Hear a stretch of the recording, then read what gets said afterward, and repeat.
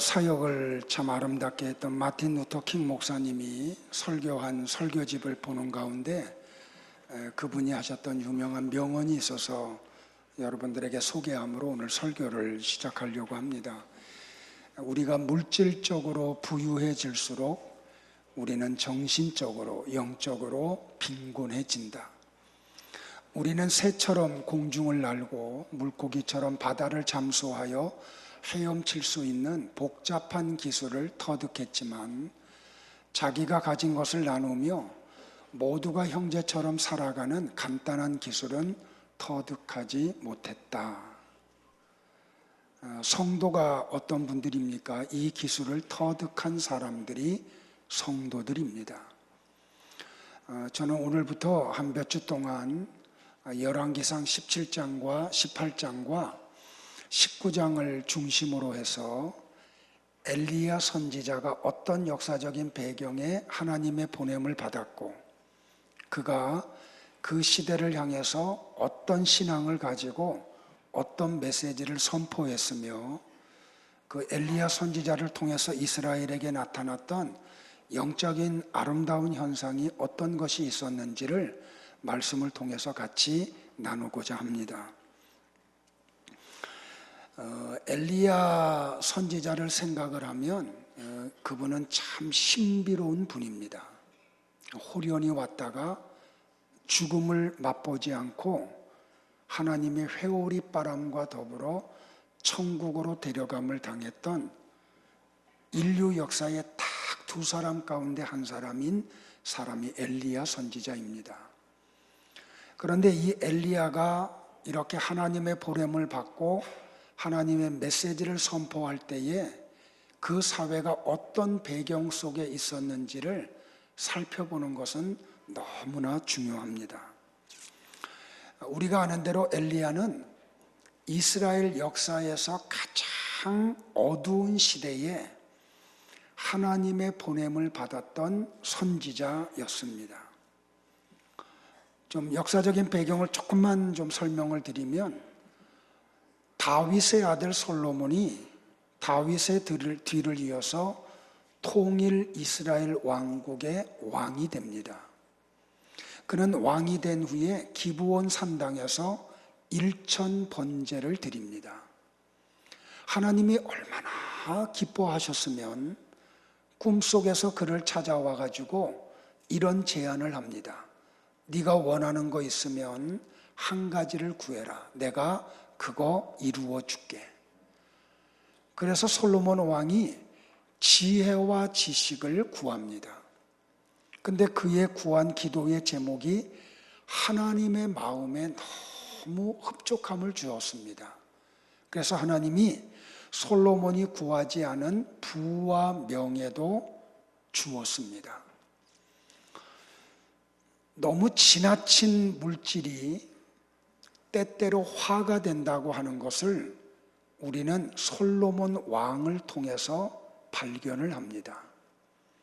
그가 세월이 조금 흘러가면서 후궁을 700명을 드리고 첩을 300명이나 드립니다.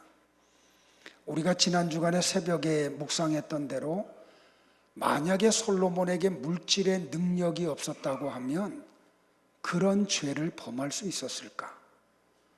1000명이나 되는 후궁과 첩에 잠자리를 제공해 줘야 되고 그를 수종드는 사람들의 잠자리와 먹거리를 제공해 주려고 하면 보통 많은 돈이 들어가는 게 아닙니다. 그런데 하나님이 그에게 너무나 지나치게 이렇게 물질을 허락하시니까 그 물질 가지고 그런 일을 범합니다.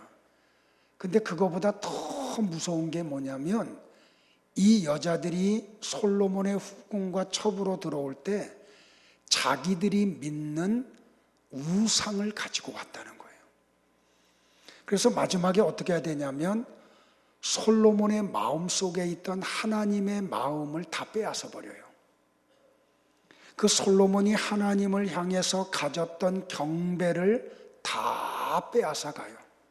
그래서 솔로몬도 우상을 섬기는 일을 범하고 말아요. 하나님이 진노하시죠. 제가 조금 이렇게 좀 각색을 하면 하나님이 솔로몬을 찾아오셔서 이렇게 말씀해요. 이 못된 놈, 내가 너에게 부도 주고 명예도 주고 지혜와 지식을 줬는데 그걸 가지고 이렇게 죄를 범할 수 있니? 내가 네 나라를 찢어버릴 거야. 그런데 너 아버지 다윗이 너무너무 기가 막히게 나를 섬겨서 네가 살아있을 때는 하지 않고 네 아들 때에 할 거야. 그래서 솔로몬이 죽고 그의 아들 르호보암이 왕이 되었을 때 하나님이 이스라엘을 둘로 찢어버립니다. 그래서 느밧의 아들 여로보암에게 이스라엘의 10지파를 빼앗아 가지고 하나님이 여로보암에게 줍니다. 그래서 세워진 나라가 북이스라엘입니다. 그리고 솔로몬의 아들 르호보암에게는 그저 유다라고 하는 한 지파를 주어서 조그마한 땅덩어리에 유다라고 하는 나라를 이렇게 통치하게 합니다. 여기 엘리야 선지자가 사역을 한 곳은 유다가 아니고 바로 이 여로보암 왕이 다스리던 이스라엘에서 그가 선지자의 사역을 합니다. 그런데 이 엘리야 선지자가 사역을 할 때에 이스라엘의 왕이 누구냐면 아합 왕이에요. 이 아합은 이스라엘의 7번째 왕이에요. 그러면 오늘 우리는 이 엘리야가 역사의 무대에 등장해서 사역을 할 때까지 이스라엘에 어떤 일이 일어났는지를 좀 1대왕 여로보암부터 엘리야 선지자가 사역을 할 때인 아합 왕 때까지를 한번 살펴보려고 해요. 첫 번째는 여로보암이 하나님에 의해서 왕이 됩니다. 그런데 그가 이스라엘의 왕이 되고 난 후에 어떤 일을 했냐면 열왕기상 12장 27절로 33절에 보면 이렇게 기록되어 있습니다. 다 같이 한번 합독을 할까요? 시작. 만일 이 백성이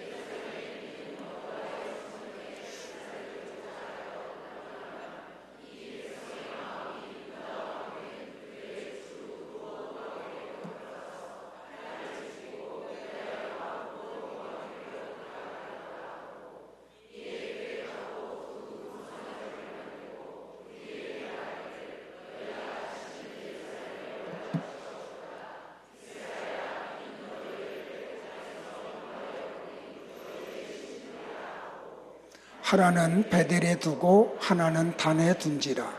이 일이 죄가 되었으니 이는 백성들이 단까지 가서 그 하나에게 경배함이더라. 그가 또 산당들을 짓고 레위 자손이 아닌 보통 백성으로 제사장을 삼고 8째 달 곧 그 달 15째 날로 정기를 정하여 유다의 절기와 비슷하게 하고 제단에 올라가되 베델에서 그와 같이 행하여 그가 만든 송아지에게 제사를 드렸으며 그가 지은 산당의 제사장을 베델에 세웠더라.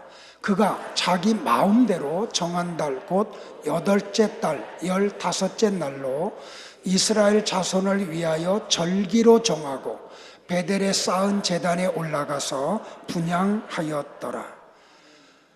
여로보암이 어떤 일을 행해요? 일어나지도 않았는데 자기 스스로 생각을 해요. 이 백성들이 예루살렘 성전에 가서 하나님 앞에 제사를 드리려고 왔다 갔다 하다 보면 유다의 왕 르호보암에게 마음을 빼앗겨서 나를 버리고 유다로 가지 않을까 하고 말이에요. 그래서 어떤 일을 하냐면 단과 베델에다가 금송아지 2마리를 만들어놔요. 그리고 이스라엘 백성들에게 뭐라고 호도를 하냐면 하나님 앞에 제사를 지리러 예루살렘 성전까지 갈 필요 없어.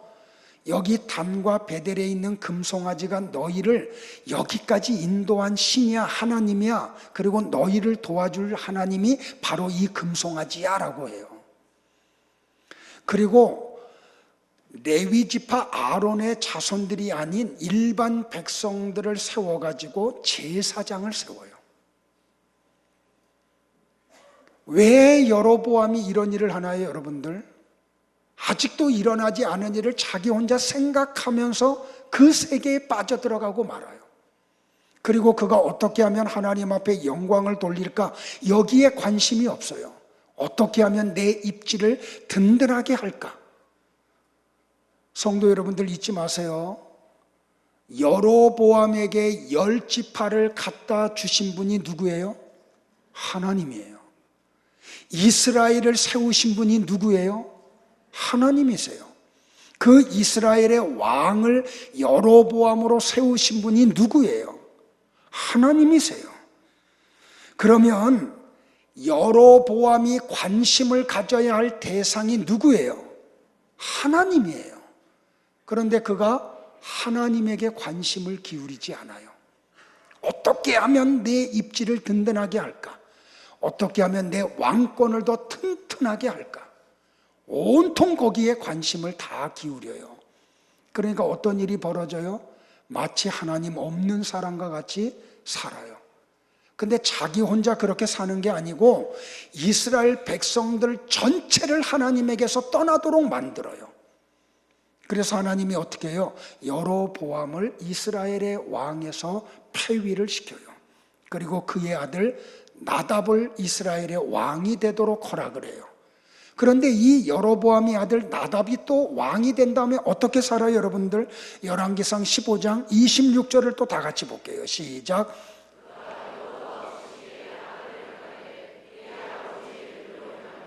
그가 이스라엘에게 범하게 한 그 죄 중에 행한지라. 그 나답도 아버지가 걸어갔던 길을 똑같이 걸어가요. 그래서 하나님이 어떻게 하냐면 구테타를 일으켜요. 바하사라고 하는 사람이 구테타를 일으켜서 나답을 죽이고 이스라엘의 세 번째 왕이 돼요. 자, 권세가 하나님으로부터 왔다고 이야기했듯이 바하사가 이스라엘의 세 번째 왕이 된 것도 하나님이 허락하셨기 때문에 된 일이에요. 그래서 이가 바하사가 왕이 되자마자 여로보암의 모든 가족을 다 죽여요. 그런데 이 바하사가 왕이 된 다음에 그도 똑같이 여로보암의 길을 걸어가요. 열왕기상 15장 33절이에요. 또 같이 봅니다. 시작.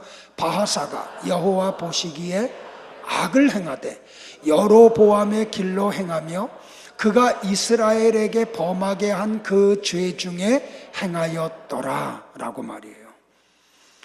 그래서 바하사도 왕위에 오래 있지를 못하고 네 번째로 엘라가 이스라엘의 왕이 돼요.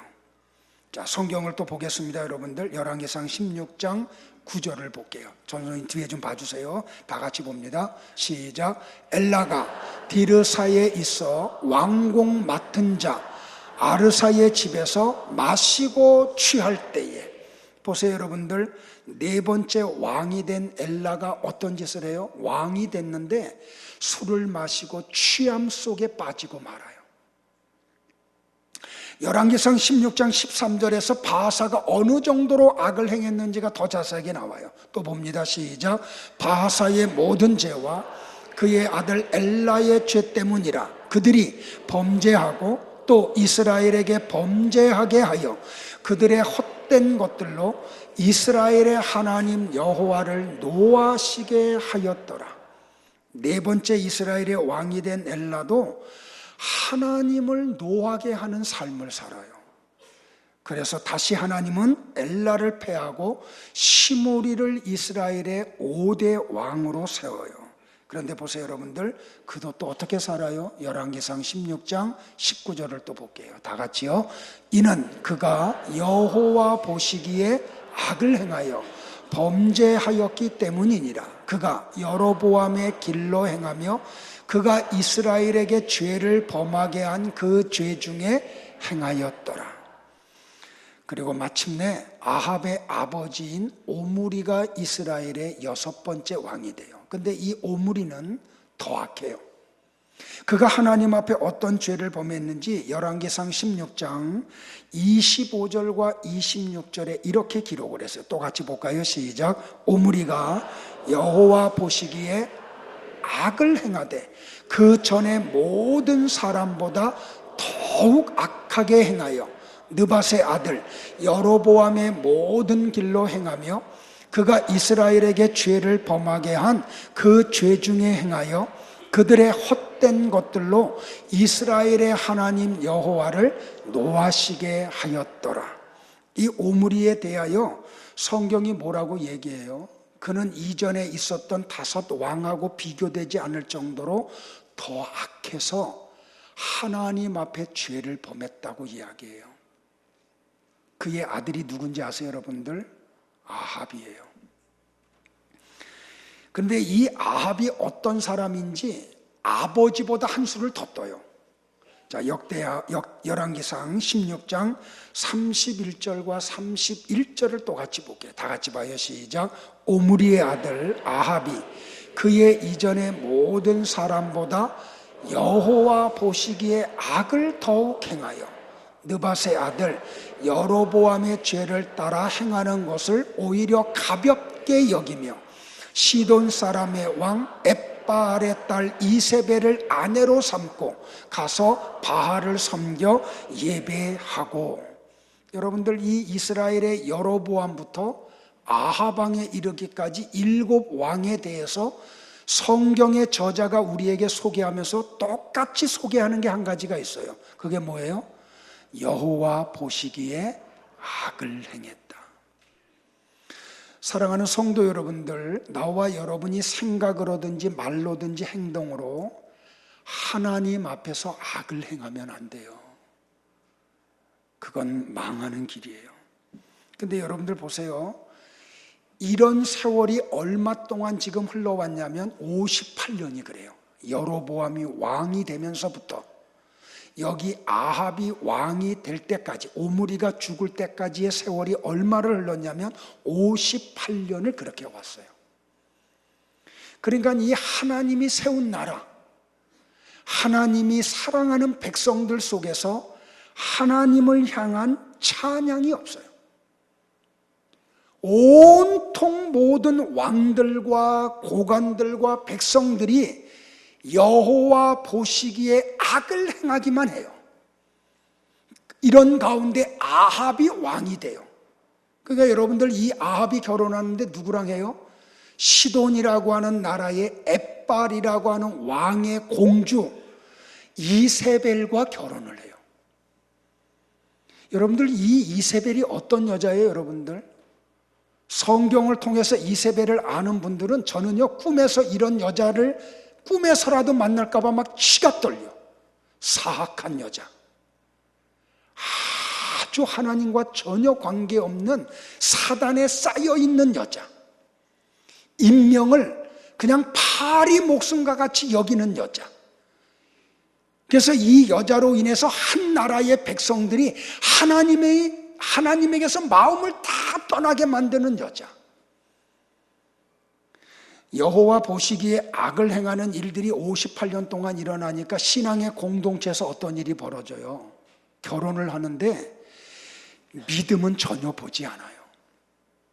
그 사람의 배경을 봐요. 그러니까 이 아합의 아버지 오므리가 아들을 결혼을 시키는데 어떻게 시키는지 알아요? 이스라엘의 북종인 이 페니키안 족속의 왕과 정략 결혼을 시켜요. 북쪽에서 오는 저 아수르로부터 나라를 좀 더 안전하게 지키기 위해서요. 하나님을 떠나면 어떤 일들이 벌어져요? 부모들이 자녀를 결혼을 시키는데 신앙은 전혀 보지 않아요. 그 배후에 있는 배경만 봐요. 그들의 부모들이 어떤 분들인가? 돈은 얼마 갖고 있는가? 사회적인 배경은 어떤가? 그분들이 믿음이 있는지, 그 자녀가 믿음이 있는지, 그런 건 전혀 보지 않아요. 영적으로 타락한 시대에 나타나는 현상 가운데 하나예요. 나는 여러분들이 자녀들을 결혼시킬 때 그 무엇보다도 신앙을 중요시 여기기를 주의 이름으로 축복을 해요. 그게 최고예요. 근데 이 이세벨이 사마리아 왕궁의 안주인이 되면서부터 어떤 일이 벌어져요? 그가 바알의 신을 데려오고 아세라 신을 가지고 이스라엘의 왕비가 돼요. 그렇게만 해요, 여러분들. 바알과 아세라 선지자들을 데리고 와요. 그때부터 이 이세벨이 이스라엘에서 행한 일이 뭔지 아세요, 여러분들? 하나님의 제단들을 전부 다 헐어버려요. 그리고 이스라엘의 선지자들을 잡아서 죽여버려요. 이스라엘 안에 하나님을 섬기는 선지자들이 사라질 정도로. 그리고 남편을 충동질해가지고 단과 베델에다가 금송아지를 만들어 놓고 백성들로 하여금 그 금송아지가 하나님이라고 선포하게 만들고 그 금송아지를 섬기게 만들어요. 그러니까 이스라엘 안에 하나님은 존재하지 않는 분으로 공공연하게 백성들의 입에서 오르락내리락 해요. 얼마나 더 충격적인 일이 벌어졌는지 아세요, 여러분들? 열왕기상 16장 33절을 또 다시 한번 볼까요? 다 같이 봐요. 시작. 또 아세라상을 만들었으니 그는 그 이전에 이스라엘의 모든 왕보다 심히 이스라엘 하나님 여호와를 노하시게 하였더라. 하나님을 향한 도전이 도를 넘어서기 시작을 해요. 그러니까 이게 영향이 백성들에게 미쳐가지고 이스라엘 안에 어떤 일이 벌어지는지 아세요, 여러분들? 그 다음 절인 34절을 한번 보세요. 다 같이 봐요. 시작. 그 시대에 베델 사람 히엘이 여리고를 건축하였는데 그가 그 터를 쌓을 때에 맏아들 아비람을 잃었고 그 성문을 세울 때에 막내 아들 수굽을 잃었으니 여호와께서 눈의 아들 여호수아를 통하여 하신 말씀과 같이 되었더라. 무슨 말이에요, 여러분들? 우리가 역사를 거슬러 올라가면 저 여호수아서 6장 26절에 여호수아가 이스라엘의 지도자가 되어서 여리고성을 처음으로 만나요. 40여 년의 광야 생활을 마치고 요단강을 건너서 여리고성을 만났는데 얼마나 견고한지 몰라요. 하나님이 여호수아에게 계시를 해줘요. 내가 이 성을 너희들에게 허락을 할게. 그런데 창이나 칼로 이 성을 무너뜨리지 말아라. 내 말대로 해라. 그래서 이스라엘 백성들이 하나님이 여호수아에게 말씀하신 대로 매일매일 여리고성을 한 바퀴씩 돌아요. 하나님이 아무 말도 하지 말라고, 침묵을 하라고, 그리고 7째 되는 날은 7바퀴를 돌으라고. 그래서 7째 날 13바퀴를 다 마치고 난 다음에 마지막엔 소리를 지르라고. 그래서 그들이 하나님의 말씀대로 소리를 질렀더니 여리고성이 다 무너져요. 그리고 난 다음에 하나님이 여호수아를 통하여 이렇게 계시의 말씀을 전달해 줘요. 여호수아 6장 26절이에요. 다 같이 보겠어요. 시작. 여호수아가 그때에 맹세하게 하여 이르되 누구든지 일어나서 이 여리고성을 건축하는 자는 여호와 앞에서 저주를 받을 것이라. 그 기초를 쌓을 때에 그의 맏아들을 잃을 것이요 그 문을 세울 때에 그의 막내 아들을 잃으리라 하였더라. 할렐루야. 사랑하는 성도 여러분들, 하나님의 말씀은 살아있어요, 죽었어요? 하나님의 말씀은 운동력이 있어요, 없어요? 하나님의 말씀은 진리예요, 진리가 아니에요? 하나님의 말씀은 그래서 반드시 이루어져요. 이 하나님이 여호수아를 통해서 말씀하셨던 이 말씀을 이스라엘 백성들이 500년 동안을 지켜와요. 왜? 하나님의 말씀을 너무너무 귀하게 여겼기 때문에, 이 말씀은 그대로 이루어짐을 그들이 믿었기 때문에. 그런데 아합 왕 시대에 베델 사람 히람이 일어나서 그렇게 500년 동안 지켜왔던 하나님의 말씀이 무너져 버리고 말아요. 그랬더니 어떤 일이 벌어져요? 여호수아를 통하여 약속했던 말씀이 그대로 그 가정에서 맏아들과 막내 아들을 잃어버리는 일이 벌어지고 말아요. 이 시대는 과연 하나님의 말씀을 무겁게 여기는 시대인가요? 여러분은 하나님의 말씀을 하나님의 말씀으로 인정하고 신앙생활을 하고 있나요? 여러분은 이 말씀이 그대로 이루어질 것을 믿고 두렵고 떨림으로 이 말씀을 지키고 있나요? 교회 바깥에서 하나님의 말씀이 무시되는 것은 너무나 지극히 당연하지요. 그런데 과연 교회 안에서도 이 말씀이 하나님의 말씀으로 지켜지고 있나요? 여러분은 얼마나 이 말씀을 무겁게 여기고 있나요? 얼마나 이 말씀을 두렵고 떨림으로 대하고 있나요? 그래서 이 말씀대로 살려고 얼마나 지켜오고 있나요? 아하방 시대에 일어났던 일들이 오늘 이 시대의 교회 안에 일어나고 있지는 않은지요? 바로 이런 시대에 누가 등장을 해요, 여러분들? 엘리야가 등장을 해요. 이 엘리야는 어떤 선지자인가요? 오늘 본문 1절을 다시 한번 볼게요. 다 같이요, 시작. 길르앗에 우거하는 자 중에 디셉 사람 엘리야가 아합에게 말하되 내가 섬기는 이스라엘의 하나님 여호와께서 살아계심을 두고 맹세하노니 내 말이 없으면 수년 동안 비도 이슬도 있지 아니하리라 하니라.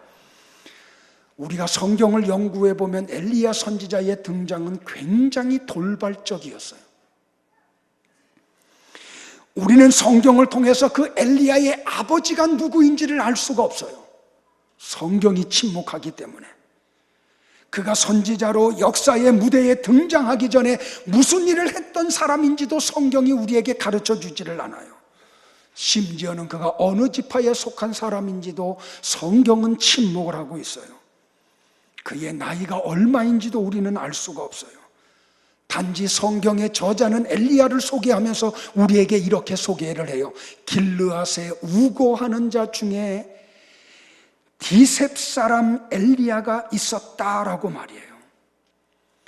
그가 길르앗에 우거했다는 이 한마디 말을 통해서 우리는 이렇게 유추할 수가 있어요. 그는 갓 지파 사람이든지 아니면 므낫세 지파의 사람이었을 거라고 말이에요.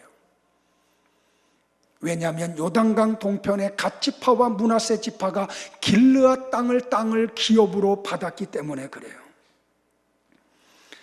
어느 문헌에 보면은 이 길르앗 사람들이 어떤 사람인지에 대해서 이렇게 우리에게 소개를 해줘요. 길르앗은 요단강 동편에 위치한 곳으로 거칠고 황량한 땅이었다. 그곳에 사는 온통 덩굴투성이의 숲으로 뒤덮여 있었다. 그곳은 적막하기 이를 데 없는 곳으로 그 적막함을 깨뜨리는 것은 오로지 연이어 달리는 산봉우리들 뿐이었다. 그곳의 골짜기는 맹수의 소굴이었다. 이 문헌을 통해서 우리가 발견할 수 있는 것이 무엇을 발견할 수 있냐면 길르앗 사람들은 거친 산지의 영향을 받아서 굉장히 투박했을 거라는 거예요. 이 길르앗 사람들은 근엄했으며 엄격한 성격을 가지고 있었을 것이라고 우리는 추측을 해요. 특별히 산지를 오르내렸기 때문에 엘리야 선지자는 굉장히 튼튼한 신체를 가지고 있을 것이라고 우리는 확신을 할 수가 있어요. 산지를 다녔기 때문에 길르앗 사람들은 홀로 있는 것들을 즐거워했어요. 특별히 엘리야 선지자는 성경에 능통했던 사람이라고 하는 것을 우리는 알 수가 있어요. 한참 후에 갈멜산에서 바알과 아세라 선지자 850명과 영적 전쟁을 승리로 이끌은 다음에 엘리야는 그 기운을 이끌고 사마리아 왕궁에 들어가서 이세벨까지도 어떻게 해보려고 달려들어요. 그런데 이세벨이 그 소식을 듣고 군대를 동원하고 오는데 사악함이 얼마나 강력한지 엘리야가 그 기운에 그만 쓰러져 버리고 말아요. 그래서 로뎀나무 아래 주저앉아가지고 하나님 앞에 이렇게 호소를 해요. 하나님 넉넉합니다. 내 생명 좀 거두어가 주세요. 그랬더니 하나님이 그에게 물로 먹이고 떡으로 고기로 먹이고 난 다음에 호렙산으로 데리고 가요. 호렙산 한 동굴에서 그가 오래 머무른 후에 하나님이 그를 찾아오세요. 그리고 그에게 이렇게 물어봐요. 엘리야야, 네가 어찌하여 여기 있느냐? 이 하나님의 물음 앞에 엘리야 선지자가 열왕기상 19장 10절에서 이렇게 답변을 해요. 다 같이 답변할까요? 시작. 내가 만군의 하나님 여호와께 열심히 유별하오니 이는 이스라엘 자손이 주의 언약을 버리고 주의 제단을 헐며 칼로 주의 선지자들을 죽였음이오며 오직 나만 남았건을 그들이 내 생명을 찾아 빼앗으려 하나이다. 엘리야가 자기를 하나님 앞에 소개하며 뭐라고 이야기해요? 예전 개역 성경에는 이렇게 하면 하나님을 향한 열심이 나는 특심한 사람입니다. 나는 하나님을 향하여 유별난 열심을 가지고 있는 선지자입니다.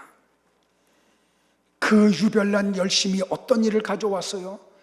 아합 왕과 이세벨이 하나님의 선지자들을 다 죽이고 금송아지를 세워놓고 그게 하나님이라고 섬기라고 하니까 그는 가만히 있을 수가 없었어요. 하나님을 향한 그 열심이 분연히 일어나서 그 아합 왕에게 달려가요. 성도 여러분들, 이렇게 한번 생각해 보실래요? 길르앗에서 요단강을 건너 사마리아 왕궁까지 갈 때에 엘리야가 무슨 생각을 하고 갔을까요? 그가 전할 메시지는 아합 왕에게 유쾌한 메시지가 아니에요. 더구나 아합 왕 옆에는 자기의 뜻을 반대하는 사람들을 가차없이 죽이는 사악한 이세벨이 앉아 있었어요. 그렇기 때문에 화려한 사마리아 왕궁의 시골뜨기인 엘리야가 간다고 하는 것은 보통 마음이 아니면 갈 수 없는 거예요. 왜 엘리야에게도 두려움이 없었을까요? 그가 가서 이 메시지를 선포하고 나면 어떤 불이익이 그에게 올지 그는 넉넉히 알 수 있었어요. 그런데 하나님이 가라고 하자 그는 분연히 일어났고, 하나님이 외치라고 하자 가감하게 심판을 외치기 시작을 해요. 어느 주석가는 열왕기상 17장에 나오는 엘리야에 대해서 주석을 하며 이렇게 소개를 하는 걸 제가 보아요. 가장 훌륭한 선지자 엘리야는 이스라엘의 가장 사악한 왕의 통치 속에서 길러진 사람이다. 그럼에도 불구하고 그는 두려움 없이 담대하게 아합 왕한테 가서 외쳐요. 그가 외친 메시지가 뭔가요, 여러분들? 엘리야는 하나님을 버리고 바알을 섬기는 아합 왕에게 자기를 소개하면서 이렇게 소개를 해요. 내가 섬기는 이스라엘의 하나님 여호와께서. 사랑하는 성도 여러분들, 나와 여러분의 고백이 되기를 주의 이름으로 축복을 해요. 이 땅에 하나님을 섬기는 사람들이 다 사라지기 시작을 해요.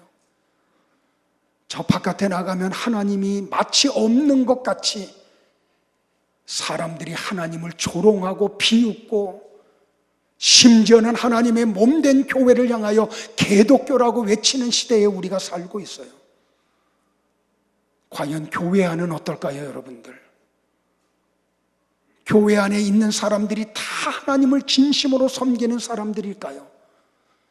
저 이스라엘의 신앙의 공동체 안에 자기의 생명을 부지하기 위하여, 자기의 입지가 흔들리지 않기 위하여 하나님을 헌신짝같이 버리고 바알 앞에 가서 무릎을 꿇고 아세라 목상 앞에 무릎을 꿇었던 백성들과 같이 오늘 이 시대의 교회에 온 사람들은 정말로 진심으로 하나님을 섬기는 사람들일까요?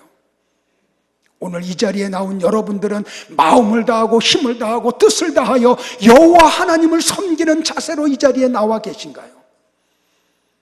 다 바알 앞에 무릎을 꿇었는데 하나님을 섬기는 사람이 마치 한 사람도 없는 것 같이 보이는 그때에 엘리야는 사마리아 왕궁에 가서 자기의 생명을 걸고 아합 왕에게 이야기해요. 내가 섬기는 이스라엘의 하나님 여호와께서, 나는 하나님을 섬기겠다고.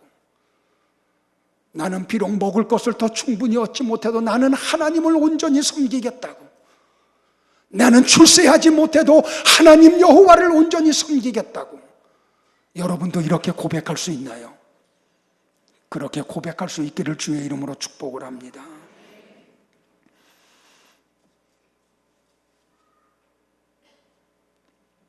그리고 그가 아합 왕에게 이런 선포를 해요. 17장 1절에 다 같이 우리 이 세상을 향해서 선포하듯이 한번 선포해 볼까요? 시작.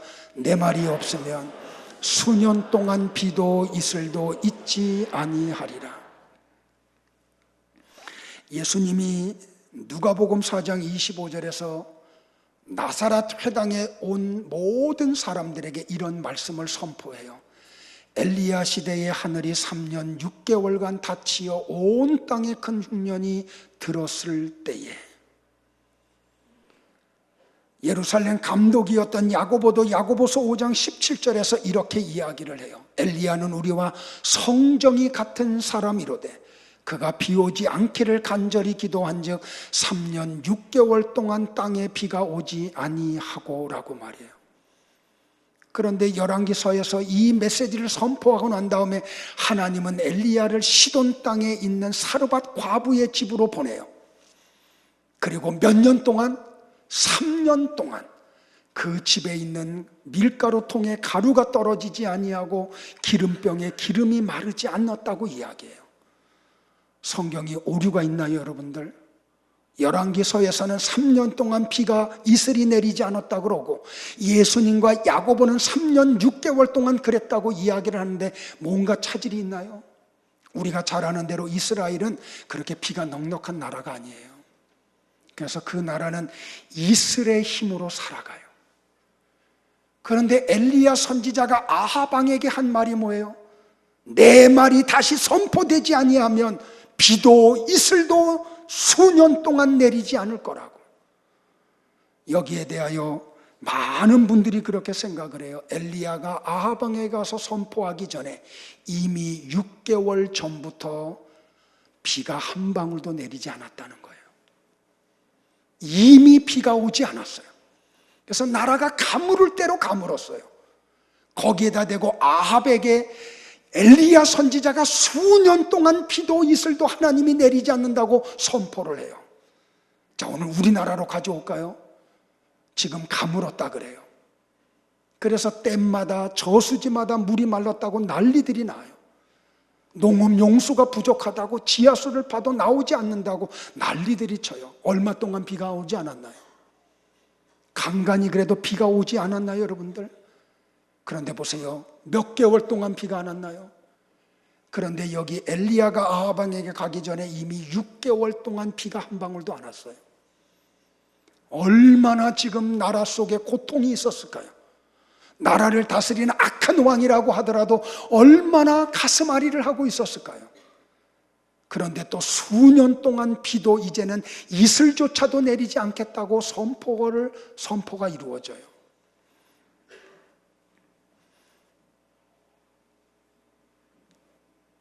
여기 엘리야는 야고보의 말대로 우리와 성정이 같은 사람이었어요. 어찌 그에게 두려움이 없겠어요? 어찌 떨림이 없겠어요?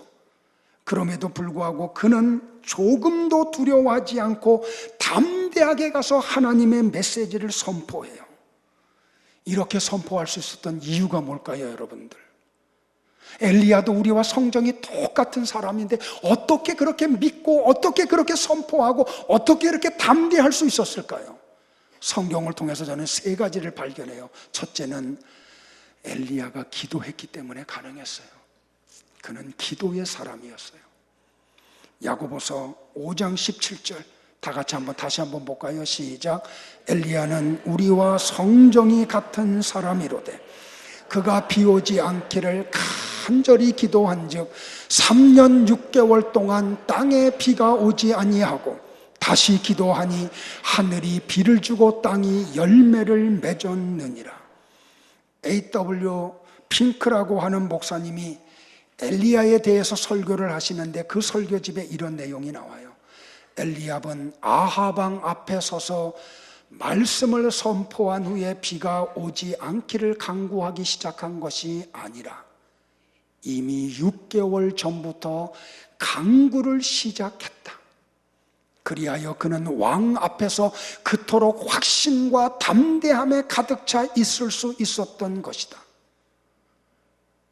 A.W. 핑크 목사님은 이렇게 이야기를 했어요. 그러니까 이 엘리야는 어느 날 한 번 기도하는 사람이 아니었다는 거예요. 이미 길르앗에 있을 때부터 그는 기도하는 삶을 살았던 사람이에요. 기도를 잃어버린 성도들이여, 기도 회복하기를 주의 이름으로 권면을 드립니다. 기도하지 않으면 믿음 생활할 수 없어요.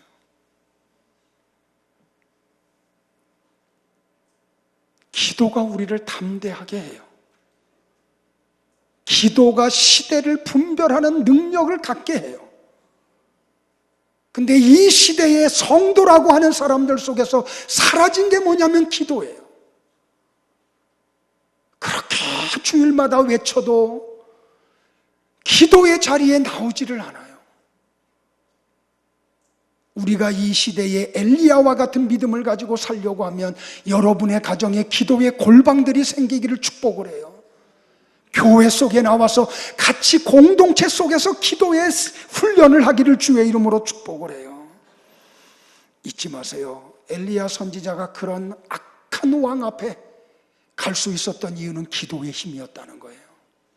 두 번째로 그는 하나님에 대한 지식을 가지고 있었어요. 열왕기상 17장 1절에서 그가 엘리 아하방에게 이렇게 소개를 해요. 내가 섬기는 이스라엘의 하나님 여호와께서는 살아 계십니다. 하나님이 죽은 것 같이 당신이 행동하고 있지만 하나님이 아무것도 하지 아니하시기 때문에 하나님이 마치 안 계신 것 같지만 왕이여 분명히 하십시오. 이스라엘의 하나님 여호와는 살아 계십니다. 이게 하나님을 향한 엘리야의 지식이었어요. 믿음이었어요. 성도 여러분들 잊지 마십시오. 당시의 이스라엘에는 겉으로 드러난 것으로 보면 하나님의 존재를 믿는 사람들이 없었어요. 58년 동안 6명의 왕에 의해서 공공연히 58년 동안 이루어진 게 뭐냐면 하나님을 향한 조롱과 비난이 이루어졌어요. 그래서 이스라엘 백성들은 하나님이 존재하지 않는다고 생각을 했어요. 그래서 담대하게 단과 베델에 있는 금송아지를 섬겼어요. 그런데 여러분들 보세요. 엘리야는 그런 가운데도 하나님을 향한 믿음이 있었어요. 지식이 있었어요. 내가 믿는 하나님은 살아계십니다. 그분이 비록 이렇게 악의횡행하는 가운데도 아무 일도 하지 않고 침묵하시지만은 그 하나님은 살아계십니다. 하나님을 향한 조롱이 온 이스라엘 땅을 덮고 있어도 내 하나님은 살아계십니다. 그게 엘리야의 하나님을 향한 지식이었고 믿음이었어요.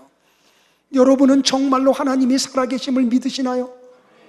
정말 그 하나님이 살아계심을 믿는다고 하면은 우리가 어떻게 살아야 할까요? 어떻게 예배를 해야 될까요? 어떻게 신앙생활을 해야 될까요? 엘리야가 아하방 앞에 이렇게 담대하게 갈 수 있었던 이유는 마지막으로 하나님이 함께 하심을 확신했기 때문에 그랬어요. 열왕기상 17장 2절, 열왕기상 17장 8절, 18장 1절, 19장 9절에 반복되는 문장이 하나가 있어요. 여호와의 말씀이 엘리야에게 임하여 이르시되. 엘리야는 자기 말을 하지 않았어요. 하나님이 오셔서 그에게 말씀을 주면 그 말씀을 그대로 대언을 했어요. 왕이 듣기 싫어도, 이세벨이 진노를 해도, 백성들이 분노를 해도 하나님이 주신 말씀을 대언하는 사역을 그는 감당을 해요.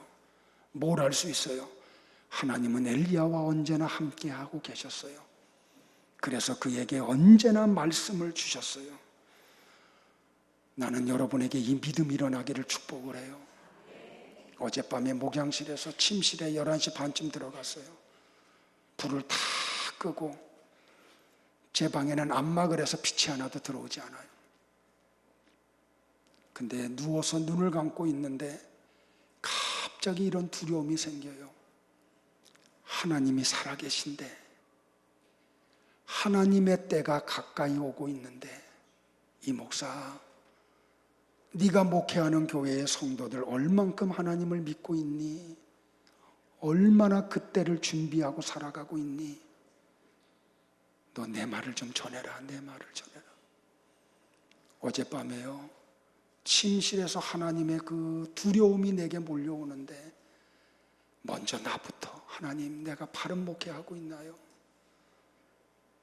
내가 바른 신앙생활을 하고 있나요? 우리 성도들 하나님 긍휼히 여겨주시고 오늘 주일날 대언되는 이 말씀을 통해서 깨달음이 있게 해주시고 삶을 좀 돌이키게 해달라고 늦은 밤에 기도를 드렸어요. 말씀을 정리하겠습니다. 하나님의 말씀은 시대를 초월하고 존재합니다. 그리고 역사를 합니다. 그 이유는 그 말씀이 하나님의 말씀이기 때문에 그래요. 선지자는 사라지지만 선지자를 통하여 선포되었던 하나님의 말씀은 모든 시대의 사람들에게 빛으로 나타남을 믿으세요.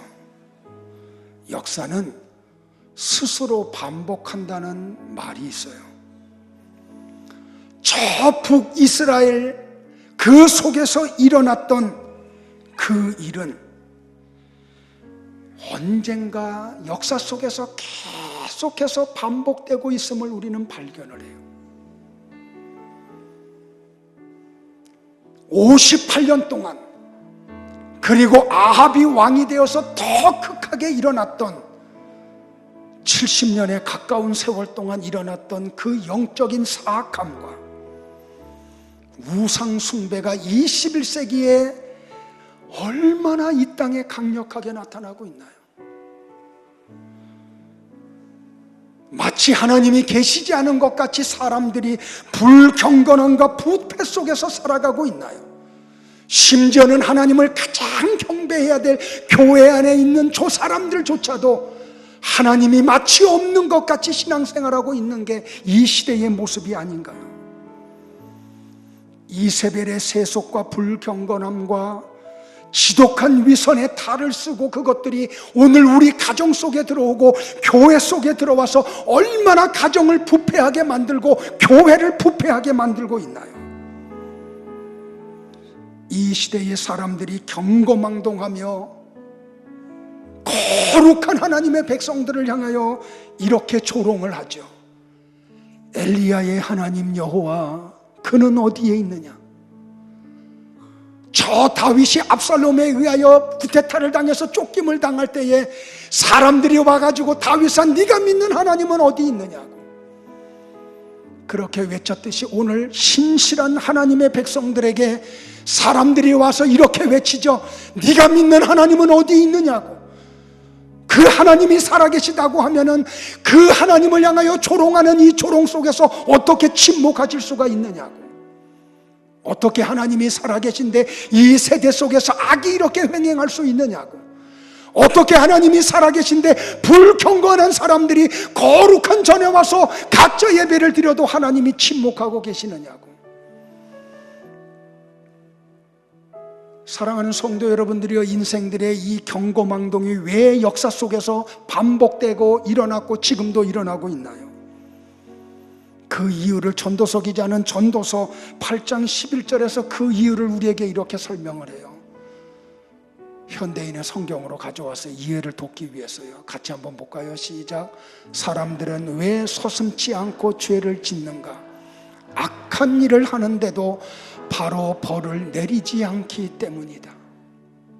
만약에 말입니다. 내가 조금만 하나님의 마음에 어긋나게 살을 때 하나님이 즉각적으로 나타나셔가지고 내가 잘못 살았다는 걸 증거로 좀 보여주신다고 하면 더 경고망동한 삶 속으로 들어갈 수 있을까요? 그런데 우리 하나님이 침묵을 하세요. 악이 횡행하는데도 불구하고, 하나님이 조롱을 받으심에도 불구하고, 마치 빌라도의 법정에서 아무 말씀도 하지 않았던 예수님과 같이 이 역사를 향해서 하나님이 침묵을 하실 때가 있어요.